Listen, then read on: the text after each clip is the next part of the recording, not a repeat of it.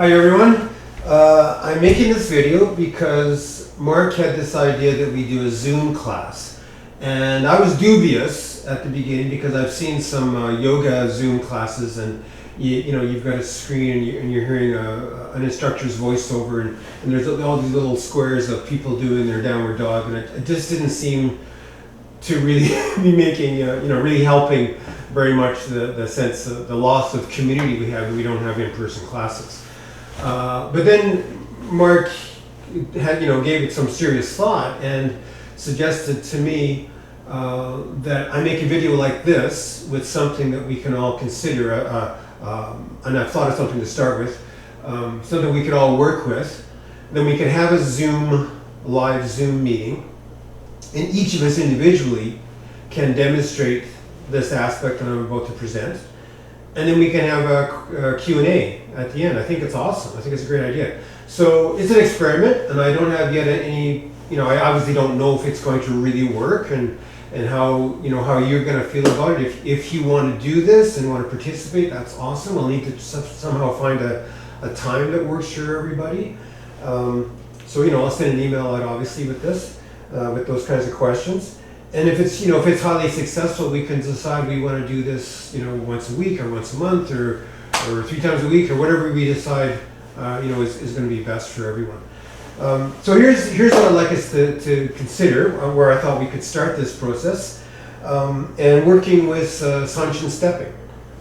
So what I'd like everyone to demonstrate is just some Sanshin stepping. Maybe if we all start in the same stance, we start in a right stance, and then just straighten the front foot and step, straighten and step, Sanshin turn, straighten and step. In other words, do a Sanshin for us.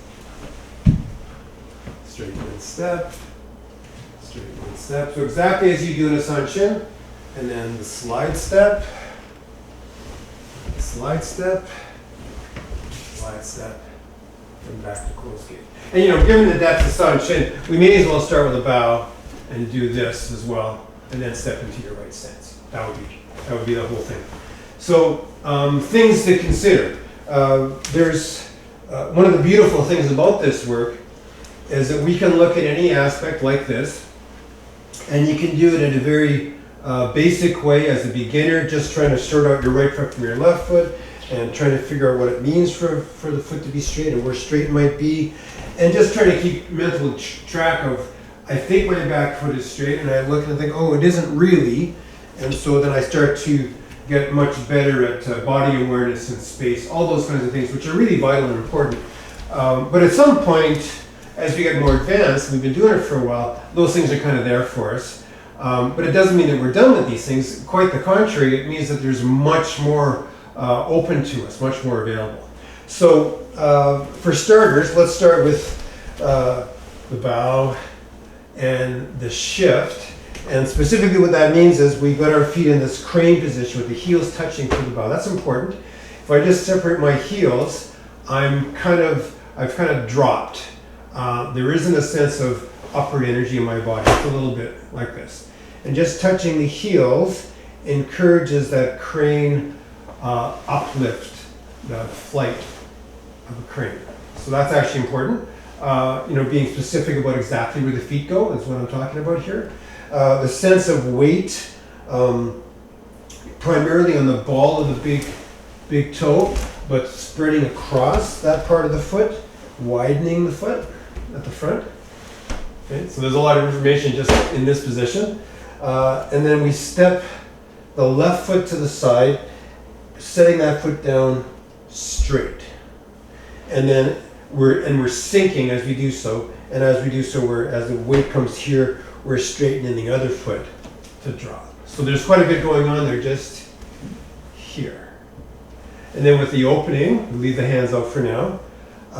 We're doing a little hook with the foot, not as big as when we do a full Sanshin step. It's only a half step, so we do like a half hook.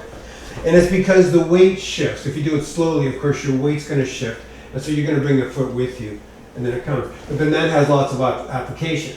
And you could just move your foot straight, even though there's a shift of weight, and it messes up a lot of the body mechanics that come if we do it the prescribed way, which is to allow that shift of weight and come across. And that, by the way, this little shift, this tiny little shift, this is where all the kicks are, right?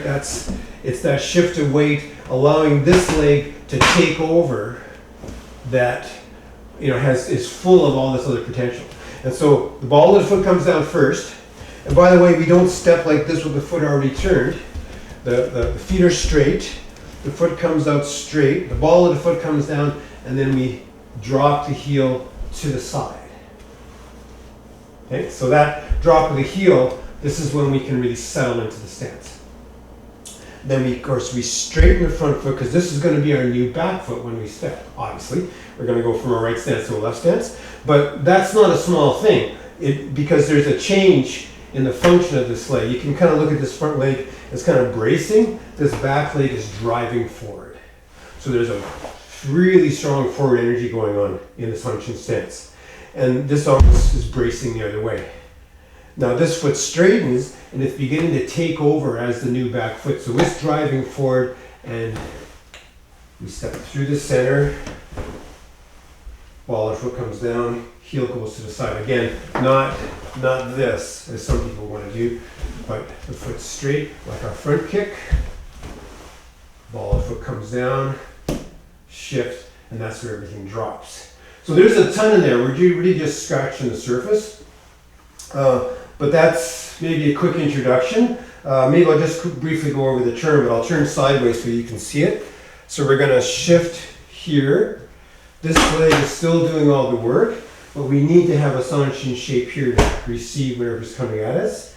And of course, this is going to be a new forward foot, and then we're shifting into the back heel, or into the back foot, I should say.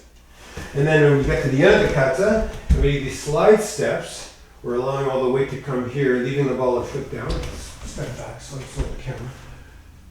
And then sliding here, sliding here, sliding to the front, and then back to closed gate.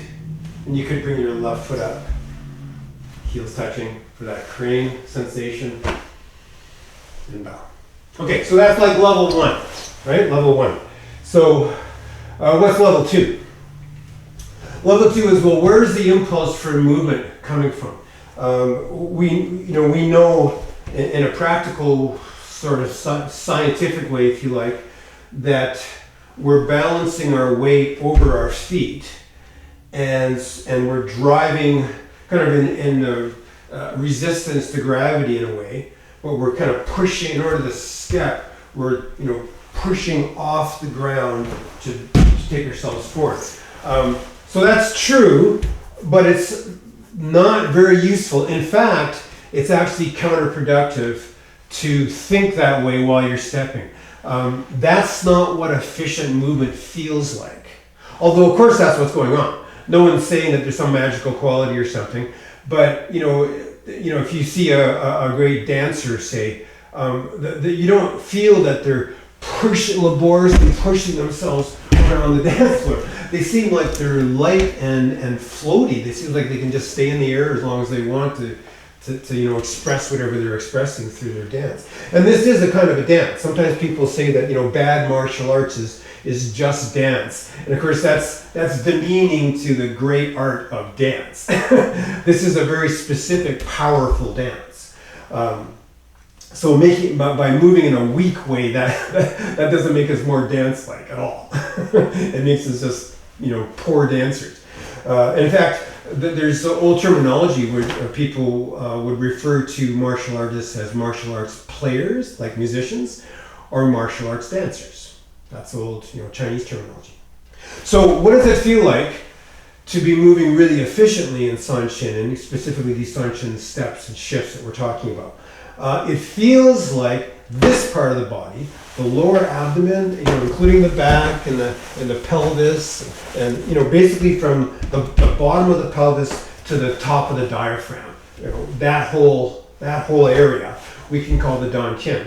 And there's a center to that. We can call that the center of our body, the center of our weight if we're relaxed and settled.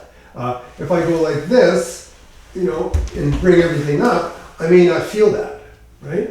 But when I'm in Sanshin, or when I'm doing Qigong, this feels like the center of my body weight, right?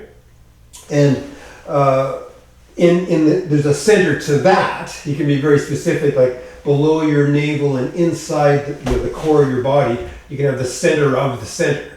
So what does it feel like when we're moving really efficiently? Is that the motion is coming from here. So you're directing this part of your body to this new place in space.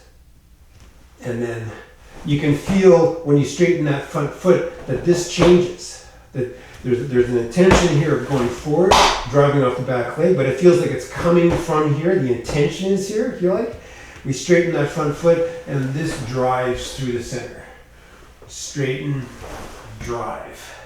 And then with the turn, although there's all this complexity going on, it's very simple as far as the Dao Tian is concerned. The Dao Tian is simply swiveling around. It's also shifting to the side. It's going over here. So now you can, with that kind of motion, you can decide that you're going to step further or slide to the side. You're just moving the Dao Tian around and it becomes very free and you can stay powerful during that movement. You don't have to kind of feel that you're in a position of weakness and instability until you get both feet on the floor. If the Dao Tian is leading the movement, you feel strong and grounded throughout. And again, that means that you can use these steps as kicks because you're not in a hurry to get that leg down and get your balance back because you're in your Dao Tian. Okay? So then you're here and you're going.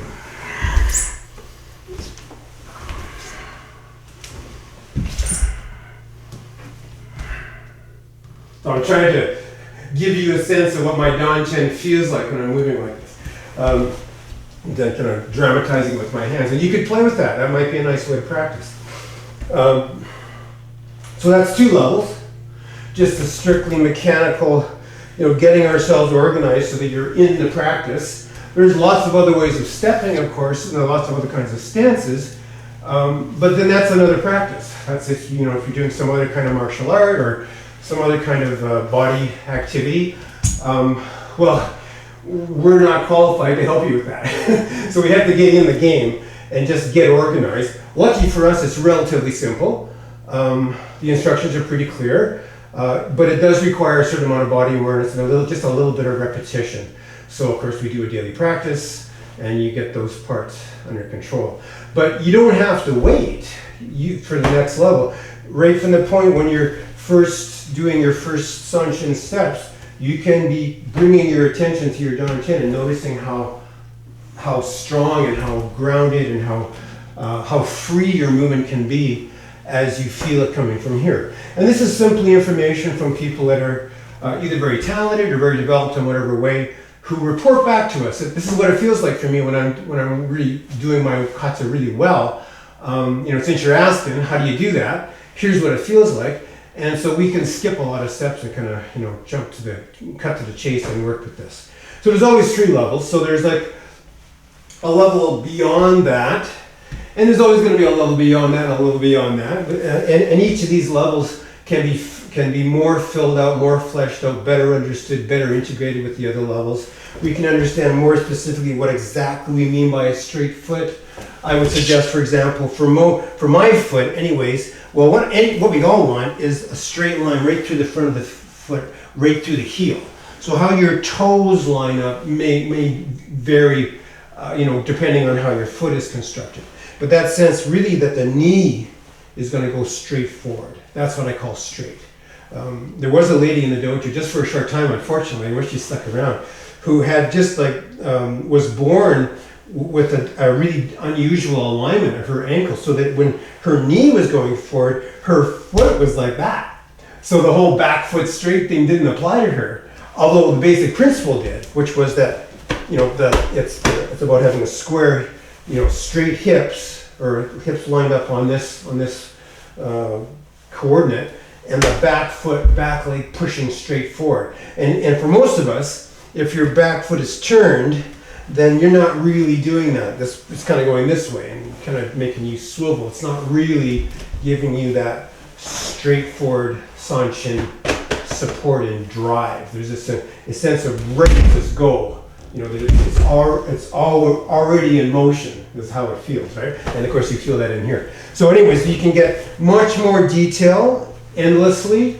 You know, and please do, and let me know what you discover. You can understand the incredible complexity of the Dantian and how it's moving and how it's changing as you shift and you know what that means or how that feels, etc. So there's lots more to be done on those two levels. It's not just a simple check the box. And you know, getting good with the Dantian and getting more depth there means that you understand better what those mechanical conditions are. And getting better at the mechanical conditions and sorting things out often brings more awareness and understanding of how the Dantian works. And sometimes one can answer the other. Like I'm not really sure exactly where that back heel should be, you know. Well, I can just go to my Dantian and say, well, what really feels right to me? What feels solid there and secure and stable? You know, so they can help each other, for sure. A third level is as you're moving this way, and the Dantian is in control, and you're feeling the mechanical stability of this, is you may start to feel like it doesn't feel like it's you moving in some kind of a weird way. It's kind of funny to talk about, but it's easy to feel and understand. And virtually all the beginners that are working with us now seem to me to have some connection to that, whether it's conscious or not. There's something that comes across in that step that you look at it and you go, yeah, that really looks like Weiqi, the way you're moving there, you know. And it's like, well, that's not something that any of us made up. It's not a reflection of our personality. There's something kind of below the personality that feels like kind of a universal quality. I remember in a class one time, somebody made kind of a silly thing, a senior, who said something like, we should all give our Dantians little names, like little teddy bears or something.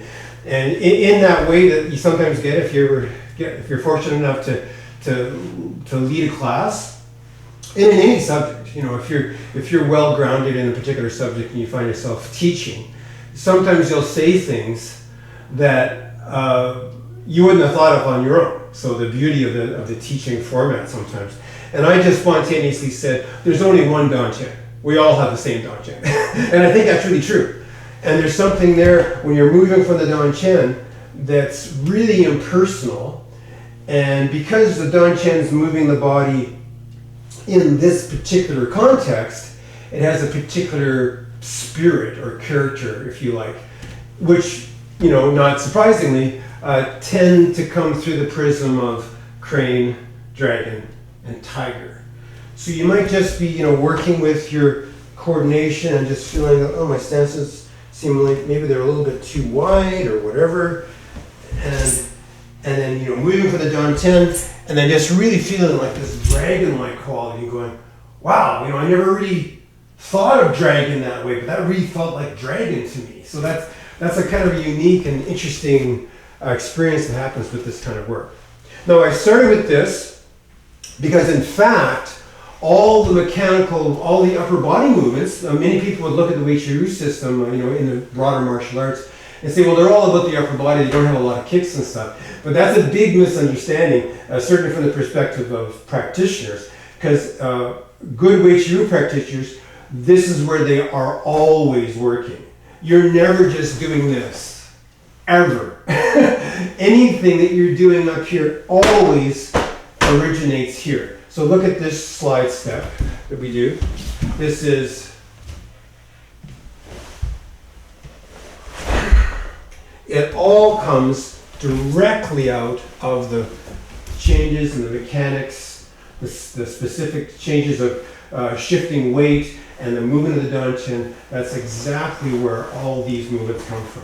We never, ever just move your arms without it being here. And the movements that we're using here come directly out of all these steps and slides and shifts. So if you're just working on your San Shin, you're actually practicing all the more advanced movements that happen later. They actually all come right out of the movements, the basic mechanics here. And if you're practicing those upper level things, if you're doing this, and it's not an expression of this, you need to give your head a shake and start to find what are the shifts, what are the stance movements that come right out of this, the San Shin slides and steps and turns that actually power these movements. Okay, so I'm looking forward to this. I'll send this out and try to find a date that we can make this work. So you're looking at this at home, we'll start a Zoom meeting, everybody will do their, have a brief little talking introduction, and then everybody will simply do their San Shin with no arms, Lakma, no hands. You can make fists, by the way, just like pretty loose fists, and it can help you stay down, or you can hook your fingers to your belts, or if you prefer, you can keep your hands up, or like this, or whatever you like. Just don't do any techniques with your upper body for now. Just do everything with just the stances. And then, so everybody will have a chance to demonstrate that. I suppose you can opt out if you're feeling bashful, that's okay. And then we'll have a Q&A at the end, and we'll see how this goes. So thanks again to Mark for suggesting this, and I'll see you in the Zoom meeting.